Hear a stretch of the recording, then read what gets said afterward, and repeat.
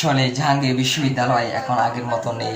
একজন ছাত্র এভাবে মারবে, সেটি কল্পনা বাইরে।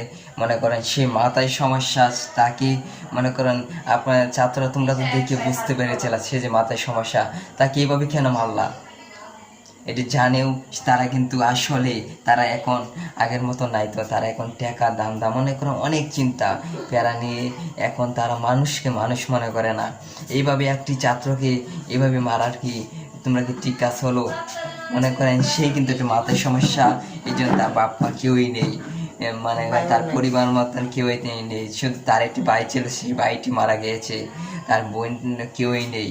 এখন সে একজন এতিম হয়ে মনে করেন তার আশেপাশে লোক কেউই নেই। তার চিন্তা মাথাটা হালকা একটু নষ্ট হয়েছে। সে কিন্তু রাস্তায় ঘুরতে ঘুরতে জাহাঙ্গীর বিশ্ববিদ্যালয়ে চলে গিয়েছিল। সেখানে তারা কিন্তু তাকে কিন্তু খাবার দিয়েছিল, খাবার দিয়ে এভাবে মারলো, এভাবে মেরে দিল। আসলে ভাই কষ্টের ব্যাপার। একজন ছাত্র হয়ে তারা কিন্তু অনেকে জানছিল মাথায় এই সমস্যা, তার মোবাইল চোর মনে করে এভাবে মারাকেটি করলো।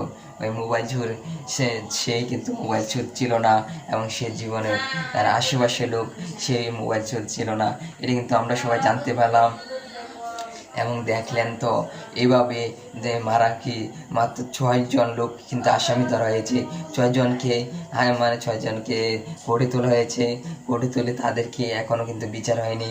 আসলে তাদের বিচার করা অনেক উচিত, নাহলে সামনে ভবিষ্যতে আর কি করে সেটি কিন্তু দেখার বিষয় থাকবে না, দেখেও কিছু করা বলা যাবে না।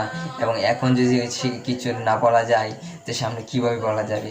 আসলে এভাবে দিন যদি যায়, আস্তে আস্তে ছাত্ররা সব কিন্তু এখন আর ছাত্র থাকবে না, অন্যরকম হয়ে যাচ্ছে সবাই। আসলে ভিডিওটি কেমন লাগলো, ভিডিওটি যদি কিছু শিকার হয়, ভিডিওটি সাবস্ক্রাইব করবেন। আর আপনারা একটি কথা মনে রাখবেন, সবাই কিন্তু সাবধানে থাকবেন, আর সবাই নিরাপদ থাকবেন, আর নিজেকে সবাই মানুষ মনে করবেন। সবাই কিন্তু আসলে অন্যকে দেখে নিজেকে মনে করেন অন্য কিছু মনে করে তার সাথে বাজে ব্যবহার করবেন না। ভালো থাকেন, আল্লাহ হাফেজ।